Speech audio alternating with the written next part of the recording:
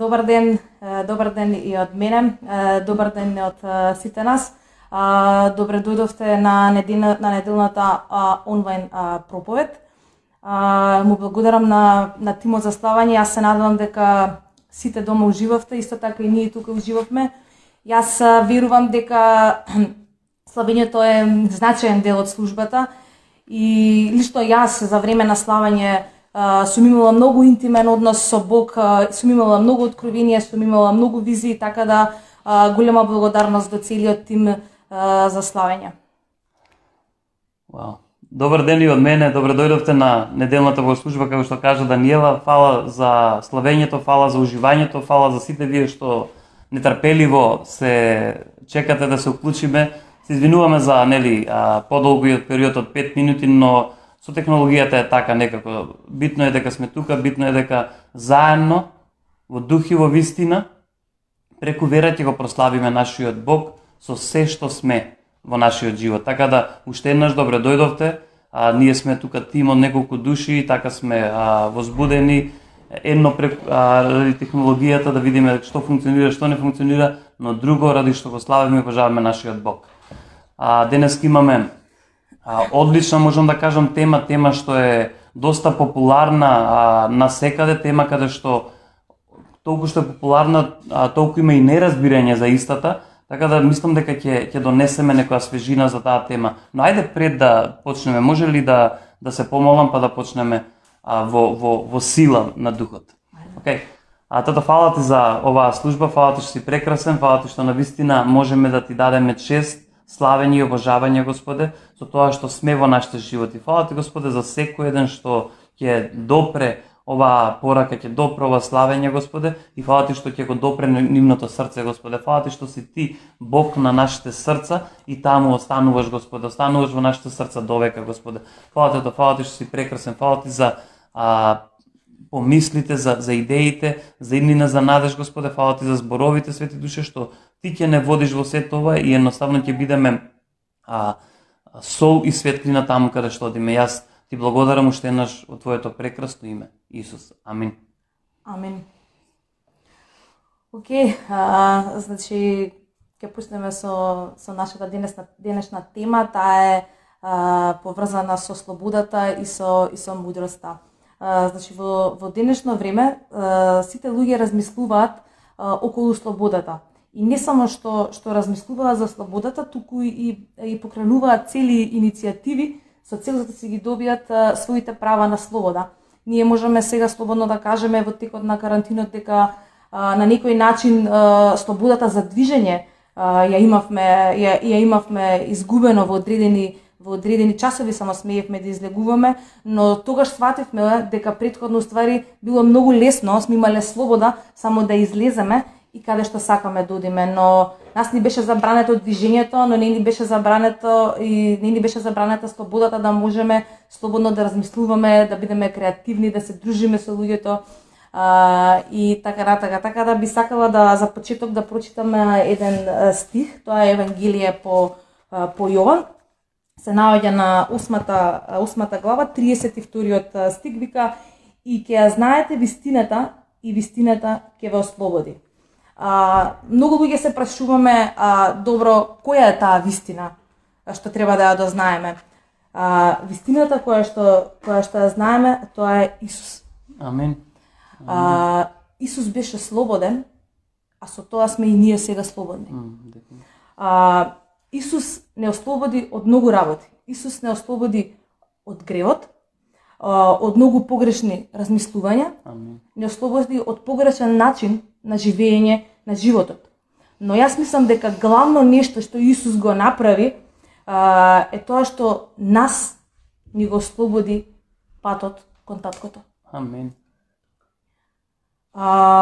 За ние сега слободно да можеме да пристапиме кон таткото, кон тронот.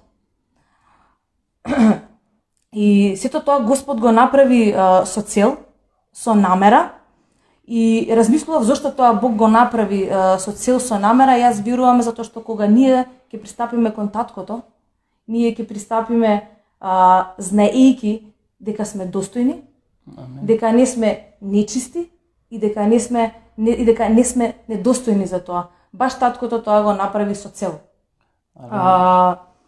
Јас мислам дека не, како што кажав и на почетокот, не само што не ослободи, туку и ни даде слобода да слободно бидеме креативни, да слободно се љубиме еден спрема друг. И со тоа јас мислам дека сме пример за луѓето кои што не го познаваат Бог. Во самата Библија Павле ни кажува да не ја злоупотребуваме слободата, туку да бидеме пример во се. Амин. Амин. Амин. Супер, добар почеток за нешто што е од исклучителна важност, можам да кажам, за нашиот живот, тоа е слободата. Знаете, во историски контекст, ако гледате, во било какво општествено уредување, главно нешто каде што луѓето или борбата за главно нешто е тоа борбата и правата за слобода. Така да, ако нешто е најважно за еден човек, е тоа да ја живее, да ја ужива, да ја доживее вистинската слобода. И можете да видите дека најповеќето борби, без разлика дали биле војни, дали биле револуции, дали биле револуции во интелектуален или мисловен процес, било како највеќе се воделе револуции за слобода. Зошто? Зашто најнаш согледуваме дека некои права ни се ограничени, некои права едноставно не ги уживаме како што можеби сме ги уживале пред тоа или како што требало, како што замислил овој систем да функционира, го согледуваме тоа и потегнуваме по револуција, посегнуваме по нешто за да си ги здобиеме вистинските права за слободата. И ова е широка, голема тема, но историски нема да навлегуваме толку. Ова е само како мал увид на што го направиме за да на вистински согледаме вистинската потреба да се биде слободен. Ја можам така да кажам, така да во секој еден има вистинска потреба да се биде слободен, но дали вистински е слободен е нашето прашање. Дали вистински луѓето доживуваат слободата е нашето прашање, или дали воопшто може да се доживее слобода без Христос е вистинското прашање. Зошто? Зашто Даниела прочита во Јован 8 глава дека Христос тука им кажува за себе. Им вика: ќе ја спознаете вистината и она ќе ве ослободи. И Даниела каже дека усвари вистината е Христос. Што значи тоа ќе ја спознаете вистината и вистината ќе ве ослободи? Тоа значи дека ако не ја спознаете, дека нема да бидете слободни. Мислам, понекогаш толку се дури едноставни работите што мора да ги гледаме колку да се ставни во нивната длабочина, да навлегуваме во нив. Зошто? За да ги доживееме истите. Не се работи само интелектуално да ги дознаеме, спознаеме, не, но и да живееме за истите. Така да, ако ја спознаеме вистината, што значи тоа? Ако ја допреме вистината, не само ако ја прочитаме, ако дозволиме да делува врз нас, да ја разбереме, да ја ставиме во нашето срце и со неа да се однесуваме како да ни зависи животот од тоа, таа ќе нас ослободи. Инаку се ќе биде, да, ја спознав, но се уште не сум слободен. И ќе видиме понатаму од што се, Даниела веќе нешто спомна, од што се таа вистина нас ослободува. Затоа некои луѓе го примиле Христос во нивниот живот, но уште не се слободни. Зошто не се слободни? Зошто не ја спознаваат од прв вид, не му пристапуваат. Она што Даниела го спомна, тоа е, мислам дека најверојатно е главна поента на христијанството. Главна поента на христијанството што беше? Во неколку наврати ни сите овие видеа го кажував тоа и ќе повторуваме да го кажуваме. Зошто? Зашто главната поента на Христос или на Господ беше да направи слободен пристап до тронот на благодата. Да направи слободен пристап. Онаму каде што пред тоа не можеме. Онаму каде што пред тоа законот и пророците пробуваа да ги донесат евреите, но не успеа. Затоа он имаа само бледа слика, само бледа сенка на тоа што е на небото, на тој трон на благодат. Така да, главната суштина во христијанството, главното она што Бог таткото го направи со праќање на Синот, главното она што Синот го направи на крстот и со неговото воскреснување, и главното она што Светиот Дух дојде во нас да ни го објави, е тој слободен пристап до Бог таткото, каде што зборуваме минатиот пат, имаме пристап да го наречеме нашиот татко Аба татко. Така да таа слобода јас сакам да ја доживееме. Таа слобода ја и Даниела сме ја доживеали, на таков начин можеме да ја изнесуваме пред вас сите. Ја верувам дека секој еден сме повикани да бараме, да истражуваме, да трагаме, да распознаваме вистински што значи слобода.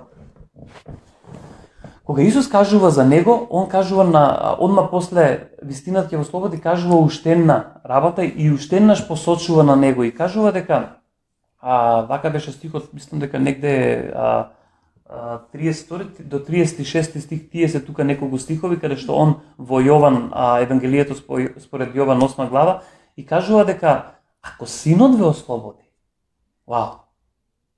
ако Синот ве ослободи, тогаш навистински сте слободни. Инаку, пред тоа можете да замислувате, можете да сонувате, можете делумно да разбирате, делумно во вашите закони им кажува, можете да најдете, но само ако Синот ве ослободи, вистински ќе бидете слободни. Што значи тоа? Кој може да ве ослободи? Само некој, како што кажа Даниела, само некој што е навистински слободен. Христос е навистински слободен и ја донесе таа слобода, ја манифестираше таа слобода, слободен од законот, ослободен од сето на бреме што евреите го има, и дојде да им донесе вистинска слобода. И ќе видиме понатаму што точно значи таа вистинска слобода. Така да, слободата е во голем дел, можам да кажам дека во најголем дел поврзана со идентитетот. Овдека мора ушите малце, како кажуваме ние, да ги наоштриме малку ушите и да слушнеме многу внимателно, зашто е многу битно. Ова е многу битно за да знаеме понатаму да продолжиме како да ја уживаме или како да ја разбираме оваа слобода. Во голема мера слободата е поврзана со идентитетот. Што значи ова поврзано со идентитетот? Само ако знаеш кој си, вистински ќе бидеш слободен. Се поинаку би било талкање, барање, што не го одзимаме тој дел. Требало да постои. Ние дојдовме, иако Христос прв не спозна, ради неговиот поттик, ние баравме, талкаме и дојдовме до самиот Христос. Така да не го тргаме тој дел, но не смееме да продолжиме во тој дел. Така да, идентитетски сме многу треба да ни биде многу јасно дека само идентитетски стабилни ние можеме да донесеме во нашиот живот прво, а после тоа во животот и на другите, а после тоа и во општеството, вистинската слобода. Така да, многу се поврзани. Ако не знаеш кој си, ти немаш разбирање доволно за слободата. Зошто? Ние сега го гледаме тоа што е нашата борба со самата држава. Идентитетот да го заштитиме. Зошто? Кога го заштитуваш идентитетот, ја уживаш слободата таков што си создаден од самиот Бог. Инаку се бараш ваму, се бараш таму, барајќи се на едно место, барајќи се на друго место, завлегуваш во закони. Знаете, многу учители на разни учења, многу општества нудат слобода, но не можат да ја испорачаат зашто они вистински не се слободни, они вистински не се ослободени. И многу е битен овој фактор. Многу е битно да знаеме дека идентитетот ако ти е во Бог, ако ти градиш и се што правиш во Божјото царство, ти навистински ја уживаш таа слобода. Ќе видиме понатаму што се подразбира таа слобода. Нела.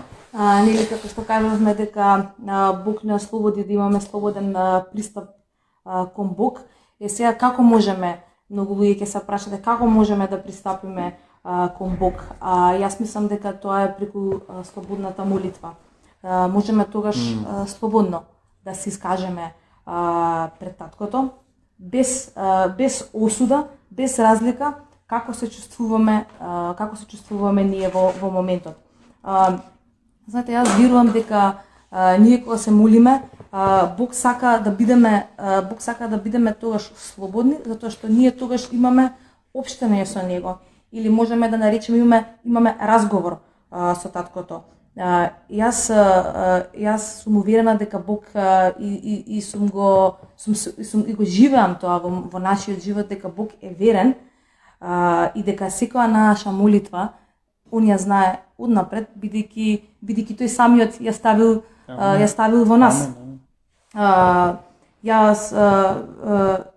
Божиот збор не се враќа празен назад. Ова слободно можеме да го наречеме како просперитетна молитва, бидејќи кога се молиме во името на Исус, да не брзаме со донесување на одлуки, заклучоци, туку да бидеме трпеливи и да чекаме, затоа што јас верувам дека Бог ќе се прослави преку неа, затоа што има сила во името на Исус.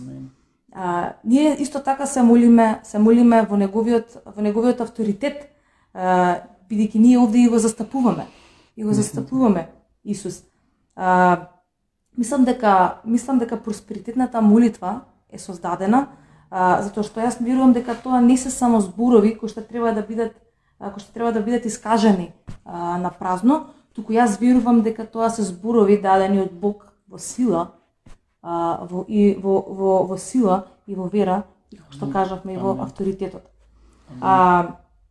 Тоа се зборови, ја верувам дека тоа се зборови кои менуваат ситуации, кои менуваат цели размислувања, кои менуваат цел начин на живење. Може да прочитаме еден стих во Јуда 1:20.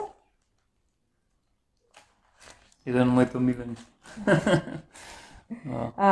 Јуда 1:20 вели: а вие, мили мои, изградувајте се себе си врз вашата пресвета вера, молејќи се во Светиот Дух. Ова сето го кажувам затоа што молитвите кои што се водени од емоции, јас мислам дека може да нанесат фрустрации, осаменост, може да нанесат неугодна состојба во умот, која таа те води да размислуваш дека си на погрешен пат, на погрешна насока во животот. Јас мислам дека сите ние сме се дошле до да сме биле во таква ситуација. Јас мислам дека и тогаш поради моменталната емоција, ние тогаш во моментот очекуваме молитвите да бидат веднаш исполнети. И ако не се исполнат веднаш, и ако не видиме напредок, тие не водат до само сожалување.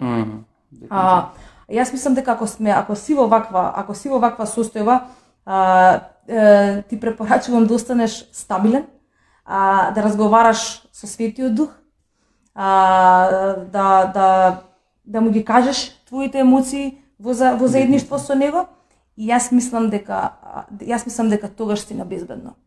Во ваква ситуација Исус ја гради нашата доверба, и не само што ја гради, настанува и охрабрување, и самото ти носи свежина. Јас мислам дека ова значи дека Исус Христос ни е надежта. Амин. Супер. Мислам, многу охрабрувачки тоа дека навистина нашите молитви се слободни, или дека нашите молитви треба да бидат слободни. Зошто? Зашто го гледаме, еве на пример додиме во псалмите на Давид и ќе видиме изразот на Давид кога не бил слободен, кога ги пее псалмите или се моли пред Господ во тело, но и кога го прави тоа слободно во духот. Така да има голема разлика. Што значи тоа? Тоа не значи дека ние секогаш ќе бидеме поттикнати од духот, или секогаш во духот ќе ги почнуваме молитвите. Но битно е да завршуваме во духот со молитвите. Така да тој слободен пристап што ние го зборуваме денеска, тој слободен пристап што Христос го направи, тој е вистинскиот пристап да нашите молитви сега доаѓаат пред Бог. Да нашите молитви можат во целост и да ние можеме, како што кажуваш ти, во авторитет, и понекогаш кога не се чувствуваме дека го имаме тој авторитет, кога не се чувствуваме дека сме доволно слободни, да знаеме дека го можеме тоа и да знаеме дека слободен е пристапот кон самиот Бог. Може да прочитаме, да ми потеш Новиот Завет, 2 Коринтијани 3:17. Имаме пред, мислам дека година и нешто една конференција заснована на овој стих на 3:17, каде што кажува, ајде ќе прочитам, таму каде што е духот, таму има слобода. И баш пееме на многу убава песна кон Синот на слобода, и вистински сме слободни. Таа не беше некако химна, и така да верувам дека поради тоа што живее Светиот Дух сега во нас, ние несомнено ја имаме слободата во нашиот живот. Значи несомнено е, тогаш би, ако рекле ја немам слобода во мојот живот, тогаш би рекол дека не живее Светиот Дух во тебе.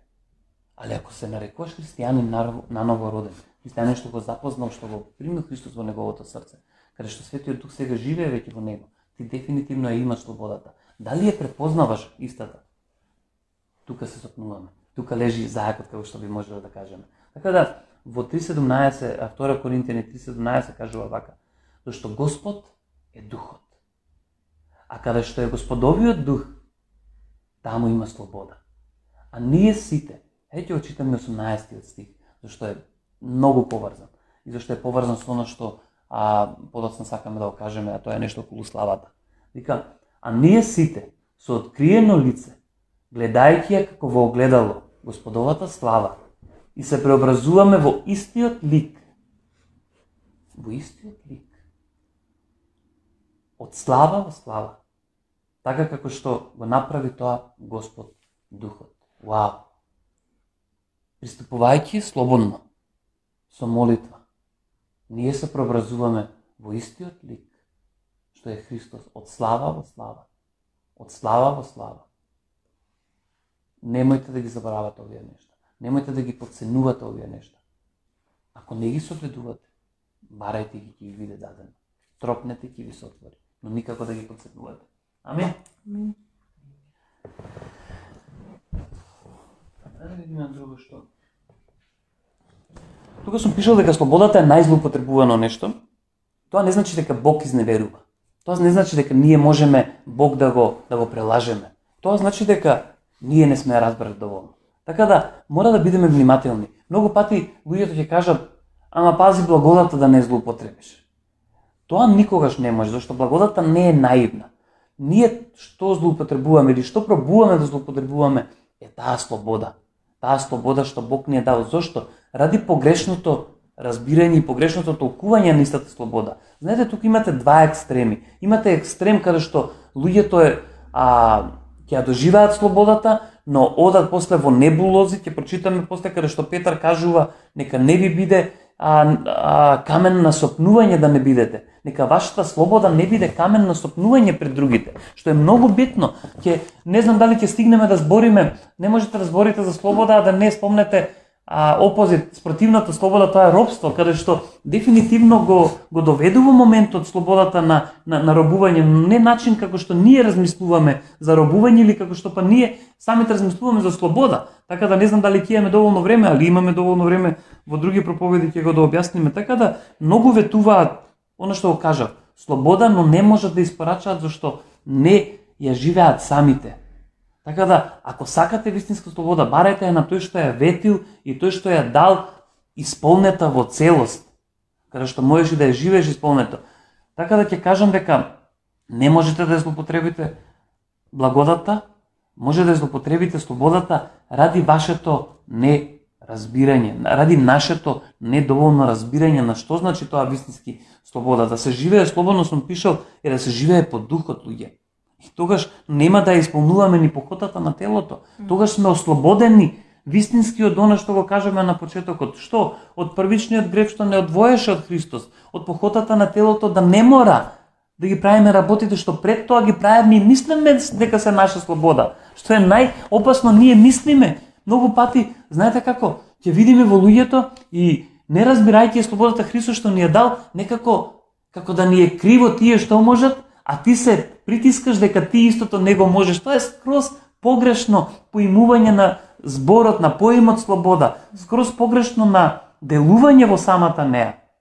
Така да ние сме ослободени да не мора да правиме некои работи. Не само да можеме да правиме многу работи. Ние можеме да правиме, зашто сме слободни во духот, работи што се од духот и што можеме да ги едноставно да ги спроведеме тука. Но за многу работи сме ослободени од тоа што светот наложува да го прави. И луѓето да знаете дека светот тука ни замерува на нас христијаните. Вие кажано не смеете ова да правите, не смеете она да правите. Ма кој рекол такво нешто? И законот и пророците сега се во љубовта Божја што е ставена во нашето срце. Да сега ти не треба да се мислиш што смееш, што не смееш. знаеш што можеш и што не можеш. Тоа е, мислам дека поубавиот израз, ако можам да го објаснам. Така да, немојте да го барате или немојте да се навраќате, како што им кажува Павле на Галатите, на робскиот јарем од кој бевте ослободени. Вау! Немојте да се навраќате на робскиот јарем од кој бевте веќе ослободени. Но што? Останете во јаремот на Христос, кој значи слобода, кој е кроток и благ и може да се носи. Знаете, тоа е како некоја најубава свилена марама да ставите на вашиот брат.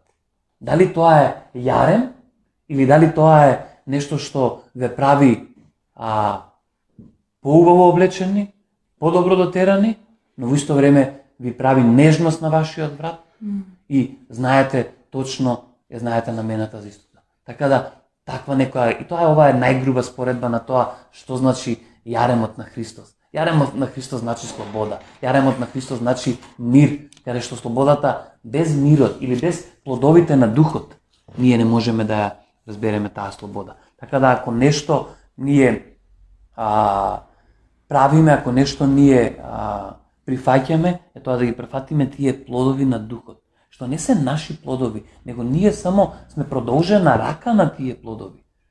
Што значи тоа? Тоа значи дека ако плод на духот е радост, ја и ти, Андреј Коки Ријат, се продолжена рака, Кате и Мита во другата соба, се продолжена рака на таа радост. Ако плод на духот е мир, ние сме продолжена рака на тој мир. Што значи? Како што е Христос, такви сме и ние. Како што е Христос во светот, такви сме и ние сега во светот. Вау. Вау. Океј, ајде ќе прочитаме, ќе одиме во Римјани, може само Библијата не е со една Библија си. Слободно. Повели? Ќе прочитаме, ќе одиме во Римјани, 8 глава, ќе ги прочитаме ајде од 1 до 10 стих, ќе ги прочитаме.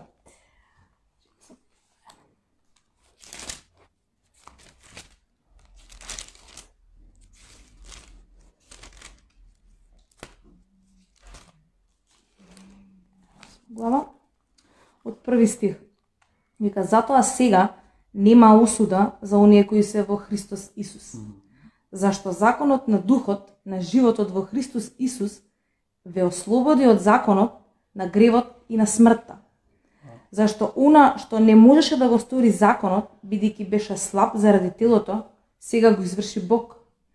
Испракајќи го својот син во облик сличен на грешното тело и поради грев го осуди гревот во телото. За да се исполни барањето на законот во нас, кои не одиме по тело, туку по духот. Така оние што се телесни се стремат кон телесното, додека оние што се духовни кон она што е на духот. Бидејќи мудрувањето на телото е смрт, а мудрувањето на духот е живот и мир. Зашто мудрувањето на телото е непријателство против Бог, бидејќи не му се покорува на Божиот закон, ниту пак може. А оние кои се по тело не можат да му угодат на Бог. Но вие не сте телесни, туку духовни. Ако Божиот дух навистина живее во вас. Но ако некој го нема, Христовиот дух не е негов. А ако е Христос во вас, тогаш телото е мртво заради гревот, а духот е жив заради праведноста. Амин. Вау.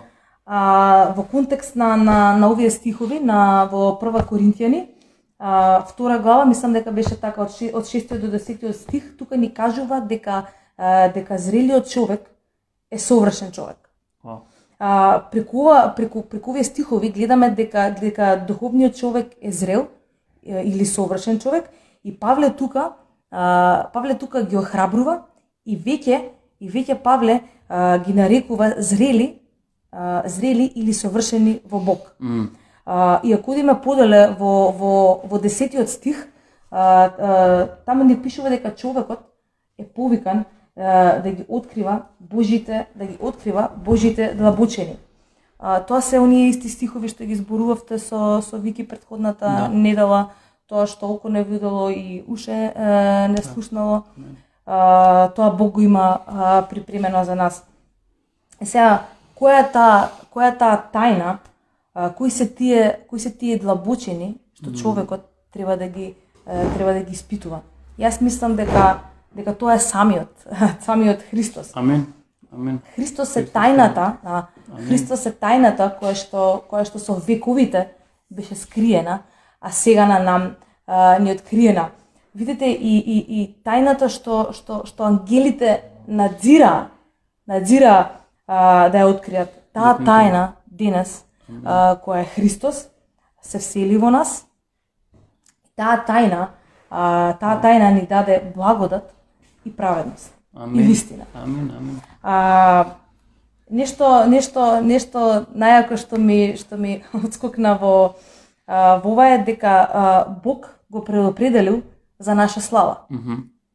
Уште пред да го запознаеме Бог предопределил слава за нас. И како што ние даваме слава на Бог, Бог врз секој од нас ви дава слава и чест. Затоа луѓето во светот на секаков начин се обидуваат, прават се за да се здобијат со слава која што е земна слава, можам да кажам. Но Бог нас не здоби со слава која што вечна, која што нема никогаш да изгубиме, која што таа слава само ќе се преобразува од слава во слава заедно со Бог. И Павле таму во Исаија некаде 64 и 52 15 стих не навраќа пред 750 години пред Христос. И врз основа на овој стих јас ќе си го прочитате дома сите да него не носиме, мислам дека Стар Завет. Врз основа на овој стих сакам да ве охрабрам дека сите, баш сите сме повикани преку Духот да навлегуваме во тајните на Бог. Амин. И да гледаме работи како што пишува, нели во истиот стих, тоа што око не видело и уше не слушнало, Бог го има припремено тоа за нас. Видете, исто така јас бев човек кој што мислев дека тоа не е за сите. Дека не можат сите да откриваат од тајните на Бог. Но бев поттикната за време на служба во нашата црква, бев поттикната да барам од Бог да ми открива од неговите тајни, од неговите длабочини, од неговите, како да кажам, од неговите убавини кои што Бог ги има неизмерно за сите нас, за сите вас. И нешто што јас го имам видено во визија, и тоа се верувате многу, но сега во моментов ќе ни треба многу време, ќе треба да кажувам многу, и ќе дојде време кога ќе ги кажувам, бидејќи јас бев во ситуација каде што си викав, добро бе Господе, слушаме многу луѓе како кажуваат визии, како кажуваат соништа, како те гледаат тебе, како се заедно со тебе на небото. И верувајте ми, бев во тие мигови бев во себе на два ума, она што се вели. Дали ова е вистина што го кажувате вие, затоа што јас го немам тоа видено, но верувајте, пак ја кажам, поттикната бев да го барам тоа од Бог и Бог ми го даде. Бог ми дава визии, Бог ми дава соништа, Бог ми дава зборови за луѓето, охрабрувања за луѓето за кои што Бог не води во ситуација да тој човек што му треба охрабрување, да тој појма нема, а Бог ни го ставил нас на срце, ни дал зборови за него и ние можеме да охрабриме со тоа.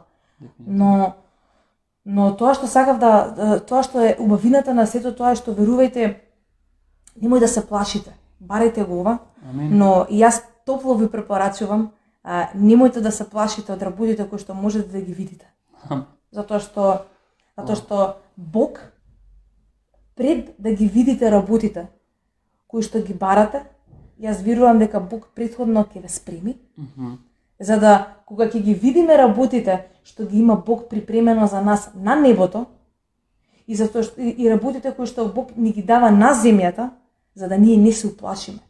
Затоа што ја верувам дека тие и ги имам видено, дека тие работи се многу големи и дека тие работи се пипливи, можеме да ги опипаме работите и дека тие истите работи можеме, нас ни е дадено да ги симнуваме од небото доле на земјата, за да можеме да им служиме на луѓето. Така да слободно барајте од Бог. Барајте да ви открива од неговите длабочини, широчини. Бог е верен, Бог ушите му се наоштрени да не слуша нас, вас, сите, не дури туку, вклучувајќи ги и сите луѓе кои што не го познаваат Бог. Дефинитивно. Може би на нив уште повеќе чека со поголема желба. Дефинитивно. Барете го тоа, Бог ќе ви даде, ќе бидете охрабрени и ќе имате сила да ги охрабрувате другите и да не гледате со скептицизам кога некој ќе дојде и ќе ви каже бев на небото и видов тоа и тоа и тоа, затоа што тоа е можно со Бог. Амин. Вау. Јас се надевам дека од тој сопруг дека ќе почнеш и мене барем да ми кажуваш некои работи што навистина си ги видел, зашто верувајте дека полека да не се најверојатно ме чува од тоа да не се уплашам, навистина нели познавајќи ја, знам многу работи, дека Господ и открива и продолжи во тој контекст, подржи во таа насока, зашто треба многу и само секунда, значи кога само тоа сакав да го надоврзам мавето дека кога ќе почнете да барате од Бог да ги открива, ако не се случи, да речеме во краток период, немојте да се разочарувате. Воопшто немојте да се разочарувате затоа што, како што кажав и претходно, Бог полека не припрема за работите да ги гледаме.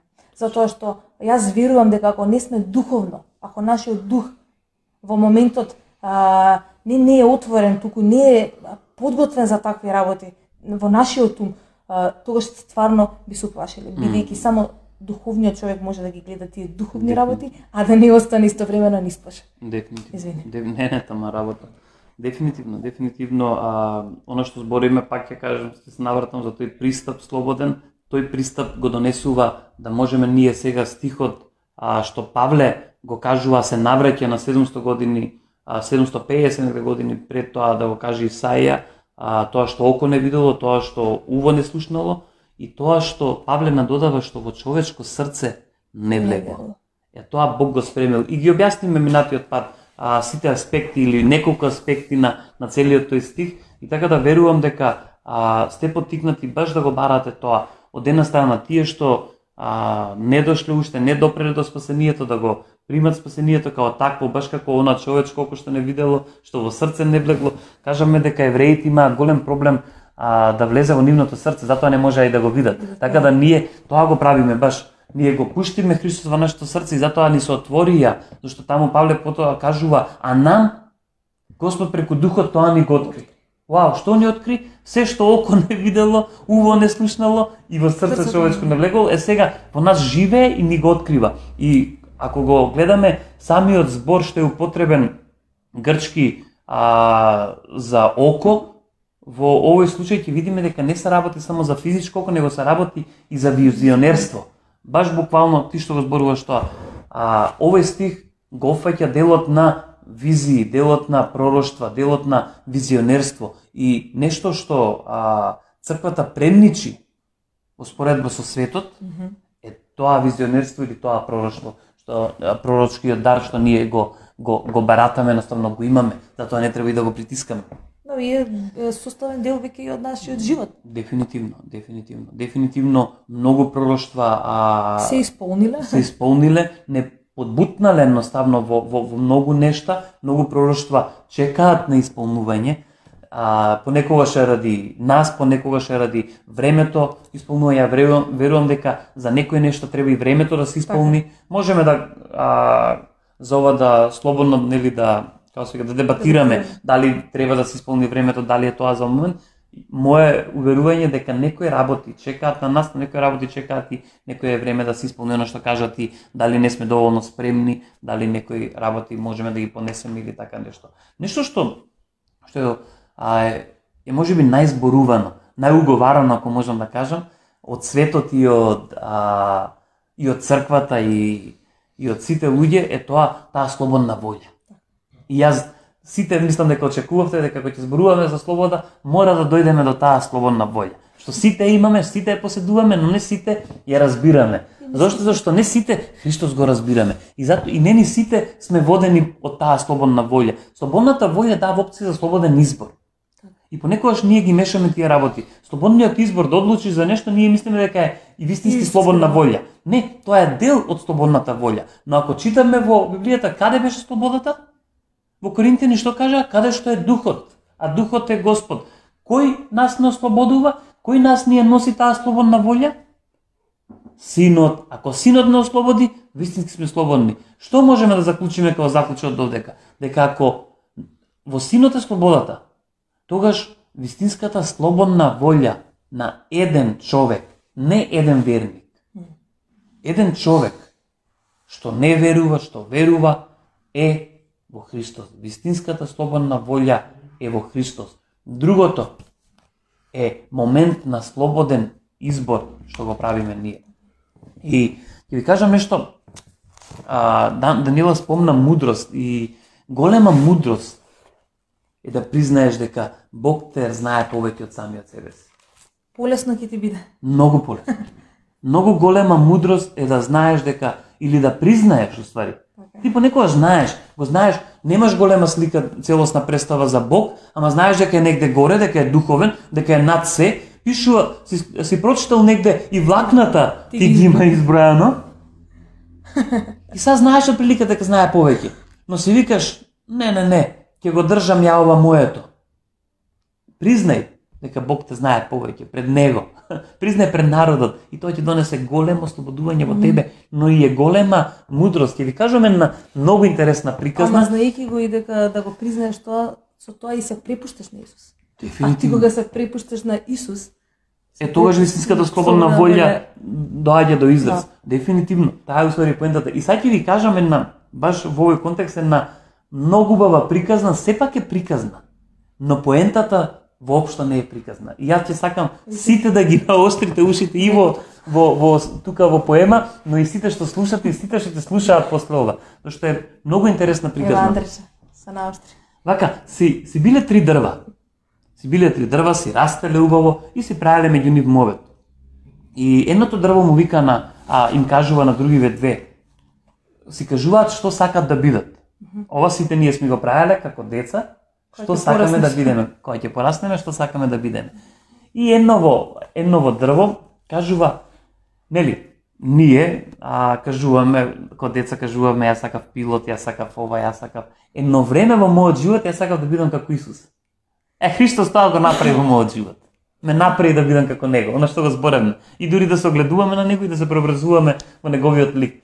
Сега, едново дрво, нели, они се изборуваат на дрвешки јазик, ако можам да кажам, и едново дрво им вика на другиве, јас кога ќе пораснам или кога ќе, нели, ме исечат, сакам да бидам многу убав ковчег, каде што ќе се чуваат многу богатство.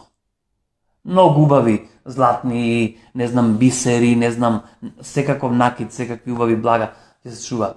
Океј, другово дрво вика, јас кога, нели, ќе ме исечат, кога ќе прават нешто од мене, сакам да направат од мене многу убав кораб, тоест брод. И ќе можам да пренесувам само благодарници. Што значи тоа? Тоа значи ќе сакам да пренесувам само цареви, кралеви и друго, не знам што се благодарнички титули, дипломати во овој период. Да. Имаме така дипломати се возеа со кајчиња. Така да, и третово дрво кажува, јас кога ќе мислечат сакам да само да ми текне. Не, јас сакам да растам толку многу големо, не сакам да мислам толку многу големо што ќе го допрам небото и со се ќе му служам на Бог.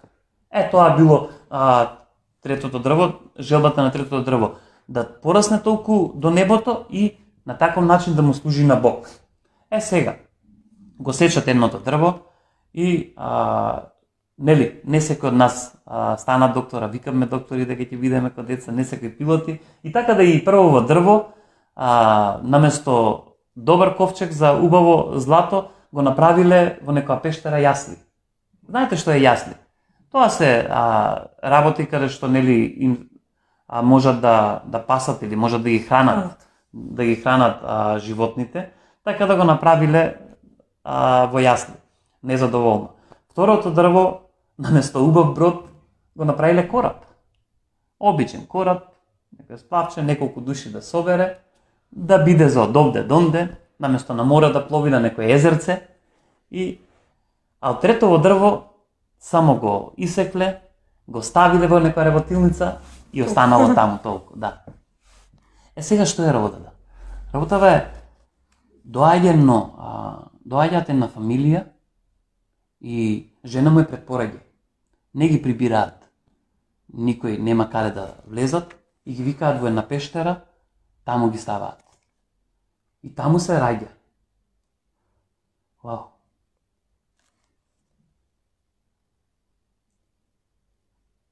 Таму се раѓа Христос.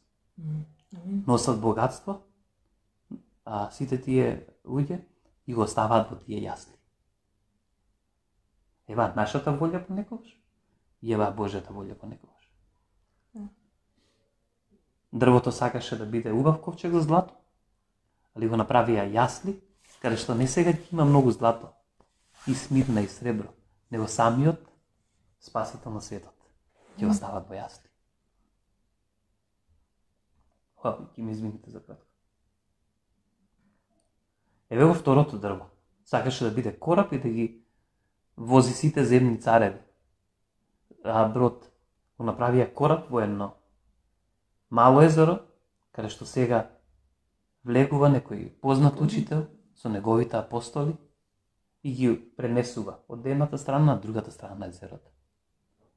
А тоа да ти бил самиот Спасител со неговите апостоли што го сменија светот. И најнаш се случува нешто. Го осудуваат истиот Христос и повикуваат, дрву давајте крст. Одат во работилницата, веќе заборавеното дрво. Некој од вас се заборавени дрва, но не и пред Господ. На брзина го исковуваат во крст и го допира не само небото, станува извор на спасение за сите нас. Браво. Тоа Господ го прави со нас. Таа слободна волја што ние не ја разбираме и бараме работи што се валидни, но мора да внимаваме и да бидеме безбедни и сигурни дека Бог има поголема слободна волја за нас. Дека Бог тоа што го прави за нас е понекогаш ние не го разбираме, но од кога ќе го доживееме, ќе бидеме сигурни дека тоа сме. Вау. Јас ве благословувам и не знам дали ќе можам да продолжам со ова. Така да ве благословувам едноставно да навистински ја препознаете таа Божја волја за вашиот живот. И нека таа Божја волја биде ваша слободна волја во вашиот живот. Алелуја. Океј, за на крај можеме да сумираме. Што кажавме дека Исус не ослободи, дека Бог ни даде слобода да слободно пристапиме кон таткото и со вера слободно да бараме работи од Него. И дека Бог тоа ќе го исполни.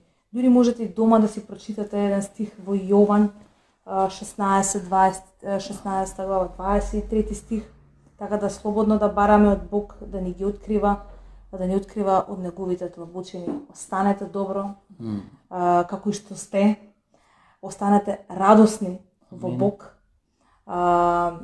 Не се плашете од ништо. Нека секоја мисла која што ви прави страф, која што ви прави неугодност, која што ве носи до разочарување, отфрлете ја. Затоа што Бог не дава такви мисли. Затоа што Бог дава мисли на надеж. Бог дава мисли за убави работи.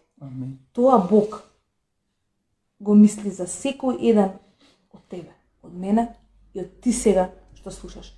Не се плаши од ништо. Бог буквално не гледа вака. Знаете нешто кога носиме вака, внимаваме, го пазиме, значи ни е драгоцено. Така Бог, верувајте, не гледа вака и се застапува за нас. Божи благослов да сите вас. Шернувајте оваа проповед, шернувајте ги сите проповеди. Јас верувам дека се за општо добро на целото општество, на нашата држава, на Македонија, Верувам дека имаме пријатели кои што не слушаат и и на Балканот. Така да, пак ќе кажам, ширнувајте ги, слушајте ги и препорачувајте ги за одредена ситуација во вашиот живот. Се гледам. Божи благослов. Благослов.